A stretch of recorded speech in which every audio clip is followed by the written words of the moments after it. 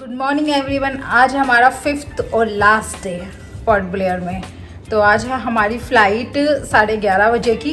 नहीं, फिर 2 बजे की फ़्लाइट है। हम यहाँ से अभी हैं होटल में। अभी हम चेकआउट करने वाले हैं 10 बजे। यहाँ से हम जाएंगे सेलुलर जेल देखने के लिए। हाँ, और सेलुलर जेल देखने के बाद उधर से उधर ही हम फ़्लाइट लेंगे, जो कि 2 बजे हमारी फ़्लाइट है। तो हमें लगभग 12 साढ़े 12 बजे चेक इन कर सकते हैं। हम वेब चेक इन हमने करवा दिया है ऑनलाइन। चलो फिर अब हम ब्रेकफास्ट करने जा रहे हैं। अभी भूख लगी है, ब्रेकफास्ट करने जा रहे हैं। देखते हैं क्या मिलता है। ठीक है, चलो आज की जर्नी शुरू होती। तो आ गया उत्पम चाय। इसमें तो बटन तैर रहा है।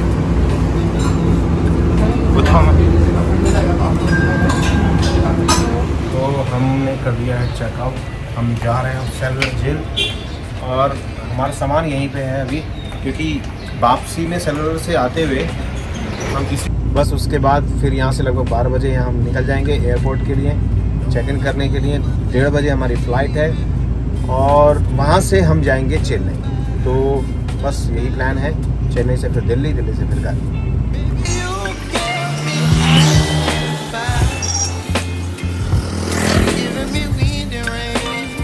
से कुछ ऐसी दिखती है सेलुलर जेल।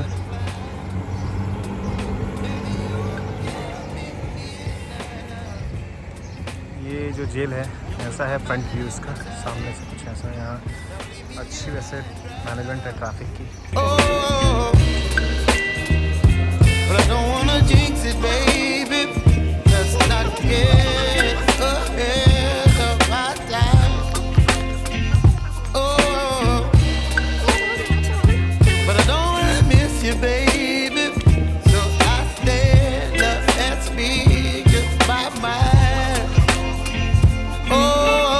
हमारी जो वर्कशेड है इस बिल्डिंग में जो फ्रीडम फाइटर रहते थे वो यहीं के वर्क करते थे। बड़ा वर्कशेड था, अभी से मॉडिफाई करके आप पोर्शन फोटो गैलरी बना दिया।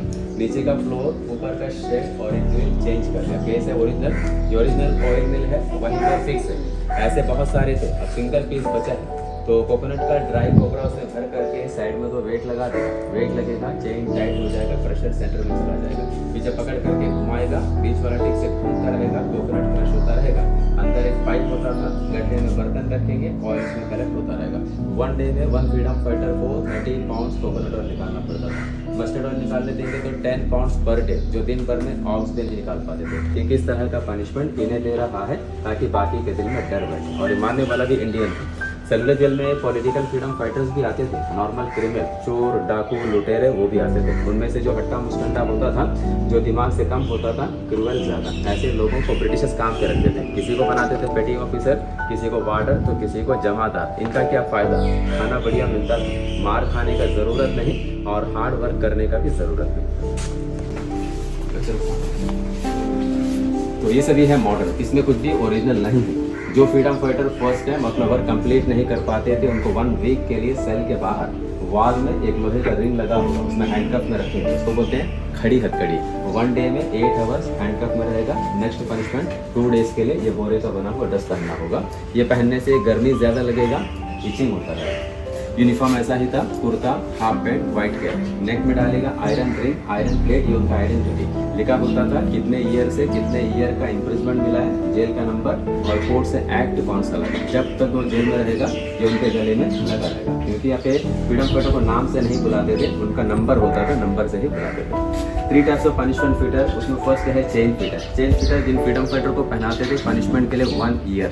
इसमें ज़्यादा डिफिकल्टी नहीं, क्योंकि कमर में चेन है तो हैंड फ्री है, फ्लेक्सिबल चेन है, पाँव इधर उधर मूव कर सकता है, लेकिन चलते वक्त वेट रहेगा पाँव में। बार फीटर 6 मंथ, चलते वक्त बार पकड़ करके चलो, काम करते वक्त बार छोड़ दो। फिर जब चलो तो बार पकड़ करके ही चलो, नहीं पकड़ेगा चल भी नहीं पाएगा। और डेंजर फ्रीडम फाइटर को क्रॉस बार ओनली 10 डेज। ज़्यादा डिफिकल्टी उसी में है। पाँव के सेंटर में है रॉड, तो पाँव जो डिस्टेंस में ही रहेगा, ऐसे ऐसे ही चलो। जब बॉडी से चल नहीं पाते थे, बैठ नहीं पाते थे, तो हर फ्रीडम फाइटर्स के पाँव में घाव हो जाता था, क्योंकि चलते वक्त रॉड उनके पाँव से हिस्सा जाता था। अब अपनी ग्रुप वाले बाहर चलेंगे जेल की तरफ। Baby, you give me ice and fire. You're giving me wind and rain. You're some kind of butterfly. Baby, you give me. तो दिन दिन भर बाहर काम करते थे, नीचे कॉमन टॉयलेट बाथरूम था, यूज़ कर सकते थे जब फ्रीडम फाइटर्स काम करने के लिए बाहर आते थे। और कुछ फ्रीडम फाइटर्स को सेल के अंदर ही काम देते थे, दिन में अकेले काम करो। उनके लिए सिस्टम ये था, दिन में 3 टाइम्स बाहर जा सकते थे टॉयलेट बाथरूम के लिए, और इवनिंग 6 से मॉर्निंग 6 सभी को लॉकअप में बंद रखते थे। अंदर कोई टॉयलेट नहीं था, सभी को एक क्ले का बॉल मिलता था, जो भी करो बॉल में करो, रात भर बदबू में रहो, और अगले दिन स्वीपर क्लीन करके बाहर ले जाता था। खाना खाने के लिए लोहे का प्लेट, दाल चावल रोटी सब्जी उतना ही देते थे कि जिंदा पेट भरने के लिए। ड्रिंकिंग वाटर दिन में 2 टाइम से मिलता था, वो भी क्लीन वाटर नहीं, और नाइट में कोई लाइट नहीं, डार्क रूम में रहते थे। सोने के लिए वुडन का बेड मिलता था, बेड का विड्थ इतना रहेगा, हाइट इतना रहेगा, लेंथ 6.5 फीट, एक बेड एक ब्लैंकेट सभी को मिलता था। Baby, you give me midnight. You whip up my appetite. यही है जेल का मॉडल। इसमें देखिएगा कुछ बिल्डिंग छोटा है, कुछ बिल्डिंग बड़ा है, वो इसलिए है अंग्रेजों का ऐसा प्लान था जेल का ज़्यादा पार्ट्स सी के नज़दीक होना चाहिए, और जो सी के नज़दीक था स्लाइडिंग एरिया था, लैंड कम था, इस वजह से लेंथ कम हो गया, और जहाँ पे लैंड ज़्यादा था वहाँ पे लेंथ ज़्यादा था, इस वजह से कुछ छोटा है कुछ बड़ा है। अभी लोग खड़े हैं, इसका जो टावर है, टावर के ग्राउंड फ्लोर पे खड़े हैं, बचा हुआ बिल्डिंग थी 176, बाकी सारे जगह हॉस्पिटल। यार ये है सेलुलर जेल, इसके जो ब्लॉक्स हैं सभी इसी तरीके से बने हुए हैं, कुछ इसी तरीके से सब कुछ सेम है। ये इसमें सारे इस तरीके के बनाए गए हैं, इसमें थोड़ा एग्जॉस्ट हो रहा था, और अभी कुछ ये मेंटेनेंस का चला हुआ है, मेंटेनेंस है इसमें, तब ये ठीक है, नहीं तो ये पूरी तरीके से ख़राब था। और इस तरीके का इसका दरवाज़ा था और इसका लॉक था, अगर चाबी भी मिल जाए तब भी इसको खोल नहीं पाते। इतनी बड़ी था वहाँ जा निकल रहा है इस दीवार, यहाँ जा कर के निकल रहा है, और ये कितने मोटे लोहे से बने थे कि आसान नहीं था इसको भी ये करना। और ये खाना देने के लिए होगा, ये खाना देने के लिए होता था। जो लोग इस जेल के, कुछ लोग बाहर काम करते थे, कुछ लोग अंदर काम करते थे, तो जो लोग अंदर काम करते थे उनको अंदर ही रह कर के खाना खाना होता था, और उनको खाना इसके ज़रिए दिया जाता था। और जो लोग बाहर होते थे, बाहर काम करते थे, उनको बाहर ही खाना दिया जाता था, उसके बाद वो जेल के अंदर उनको रखा जाता था।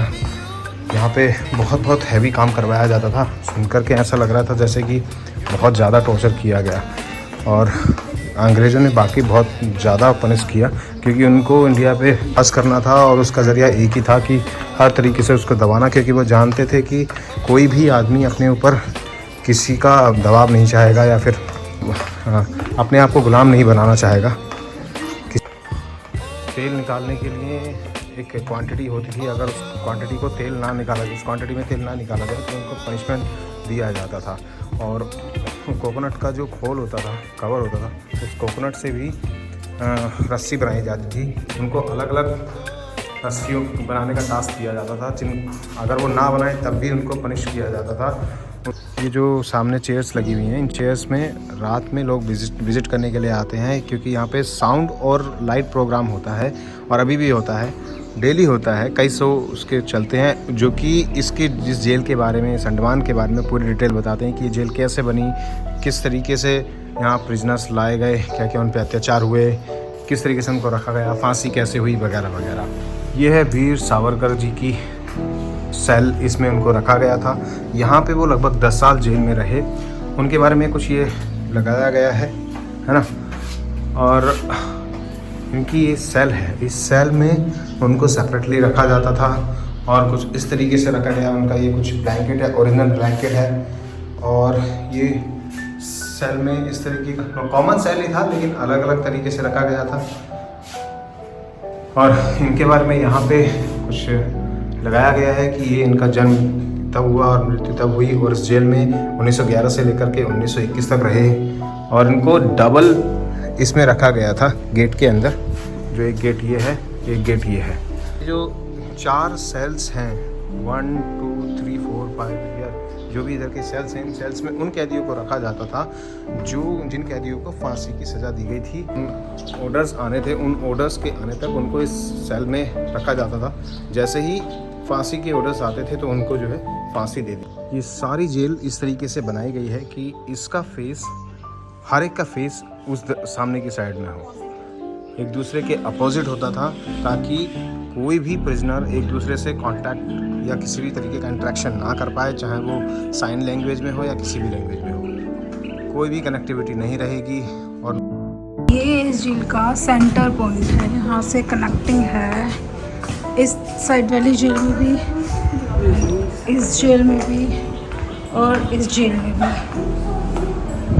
ये मतलब सेंटर पॉइंट है, यहाँ से जो पूरी 7 झील है उन सबकी कनेक्टिविटी है। और ये है इसके छत पे जाने के लिए है ना, टेरेस पे जाने के लिए है ये वुडन की। हाँ, ऑब्जर्वर टावर।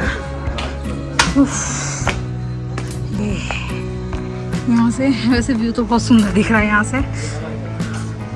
हाँ, है खतरनाक जेल ये, पर व्यू बहुत सुंदर है यहाँ से। जो प्रिजनर्स को तो सुंदर नहीं लगता ऑब्वियसली, उनके लिए तो ये एक सज़ा ही थी।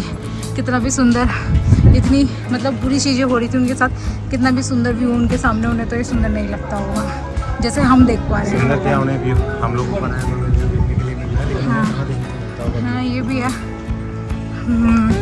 उन्हें पता ही नहीं हुआ कि वो कितनी सुंदर जगह रह रहे हैं। उनके लिए तो ये सबसे, उनकी लाइफ की सबसे बुरी जगह होगी।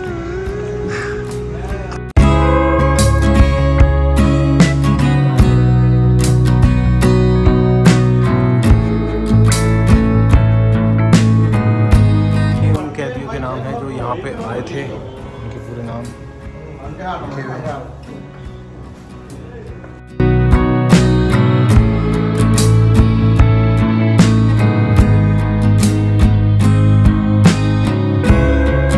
जेल का मेन व्यू यहीं से, जहाँ से मैं खड़ा हूँ, यहीं से बैठ करके लोग बाग रात में साउंड और लाइट प्रोग्राम देखते हैं।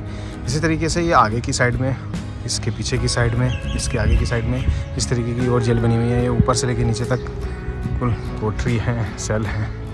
और ये सामने जो है लो जली हुई है ज्योति शहीदों की, उसमें जलती रहती है। तो फाइनली ये आ गए हैं सेलुलर जेल से। देख करके गाइड ने अच्छा बताया, कुछ बताया कि सर आप ऐसा ऐसे करके देख लीजिए। और ये कुछ इस तरीके की जेल है ना। तो चलते हैं, अब गर्मी बहुत ज़्यादा हो गई है, फ़्लाइट का टाइम भी हो रहा है, चेक इन का। बैगेज उठाते हैं होटल से और निकलते हैं पोर्ट ब्लेयर एयरपोर्ट के लिए, और वहाँ से अपने घर। बाय।